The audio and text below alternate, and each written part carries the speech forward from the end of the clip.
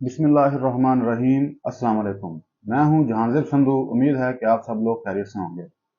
नाजरीन, पाकिस्तान की फौज और पाकिस्तान के इदारे इस वक्त पाकिस्तान की सियासी सूरत हाल में जो कशमकश चल रही है, ये इदारे कहाँ खड़े हैं और क्या सोच रहे हैं, इसको समझने के लिए हम वाक़यात के तसलसल को समझेंगे और डॉट्स को कनेक्ट करेंगे। सबसे पहले एक खबर ब्रेक होती है कि पाकिस्तान की टॉप 2 एजेंसीज के ऑफिशियल्स और सेक्रेटरी दिफा ने मुलाकात की है सुप्रीम कोर्ट के 3 रुकनी बेंच से, जो कि पंजाब और केपीके के इलेक्शन के इल्तवा के केस को सुन रहा है। और इन ऑफिशियल्स ने 3 रुकनी बेंच को पाकिस्तान के अंदर पंजाब और केपीके में सिक्योरिटी की सूरत हाल के ऊपर एक डिटेल में जो है वो ब्रीफिंग दी है और पाकिस्तान में इस वक्त क्या खदशात और क्या सूरत हाल चल रही है और आने वाले वक्त में क्या हालात होने जा रहे हैं, इसके ऊपर उनको ब्रीफिंग दी गई है।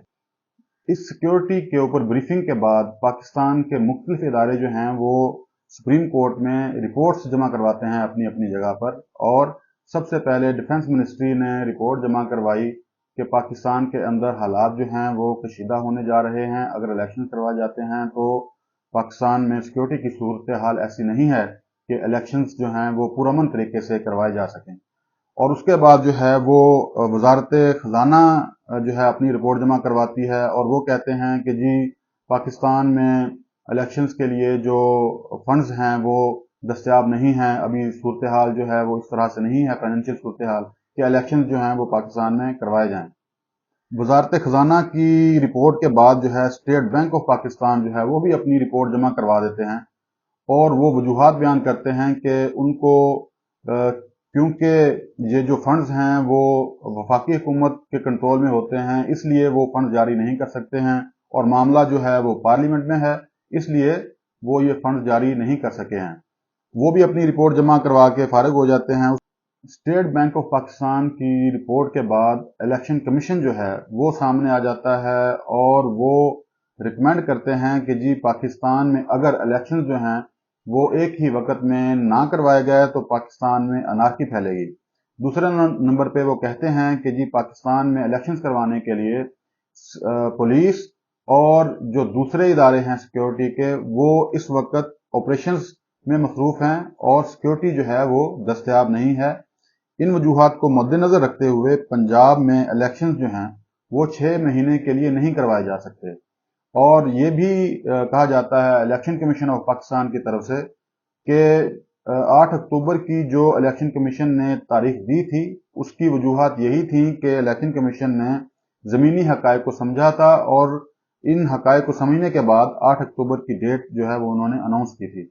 नाज़रीन, इन सारी बातों को अगर आपस में मिलाया जाए तो आपको ये बात लाजमी समझ आ जानी चाहिए कि इस वक्त ना तो पाकिस्तान की फौज और ना ही पाकिस्तान के दूसरे जितने भी मुक़तदर इदारे हैं, जितने भी पाकिस्तान के अंदर इस वक्त इलेक्शन करवाने के लिए जिन जिन इदारों का ताल्लुक है, उनकी कोई मर्जी नहीं है कि पाकिस्तान में इलेक्शन करवाए जाएं। ये बज़ाहिर नज़र आ रहा है। अगर इनकी मर्जी हो तो ये बिल्कुल भी टाइम नहीं लगेगा, फौरन हर चीज़ अनाउंस हो जाएगी, फंड्स भी दस्तयाब हो जाएंगे, सिक्योरिटी का भी कोई इशू नहीं होगा। क्योंकि पहले भी तो पाकिस्तान में बहुत ज़्यादा सिक्योरिटी के इशूज रहे हैं मुशर्रफ के दौर के बाद, और मुशर्रफ के दौर में भी उनके फौरन बाद जो इलेक्शंस हुए थे उस वक्त पाकिस्तान में हर रोज़ कोई ना कोई धमाका हो रहा होता था, सिक्योरिटी के बहुत ज़्यादा इशूज थे, फिर भी इलेक्शंस हो गए थे। और अब जो सूरत हाल है वो उससे कहीं ज्यादा बेहतर है। पाकिस्तान में आपको इस तरह के दहशत गर्दी के जो वाकयात हैं वो देखने को और सुनने को बिल्कुल नहीं मिलते हैं। वो जो थोड़े बहुत वाकयात हैं वो तो होते ही रहते हैं क्योंकि ऑलरेडी पाकिस्तान बहुत एक लंबी जंग से निकला है और ये छोटे मोटे मामला जो हैं ये तो चलते ही रहने हैं। लेकिन इन बातों को बहाना बना के, मैं पहले भी इस बारे में बात कर चुका हूं कि सिक्योरिटी के इश्यूज को बहाना बना के ये बात कही जाएगी, क्योंकि ये जो ऑपरेशन अभी रिसेंटली लॉन्च किए गए हैं वो सरासर बहाना है कि पाकिस्तान में इलेक्शंस के अंदर जो है वो रुकावट डाली जाए और पाकिस्तान में इलेक्शंस ना करवाने के लिए एक वजह क्रिएट की गई है।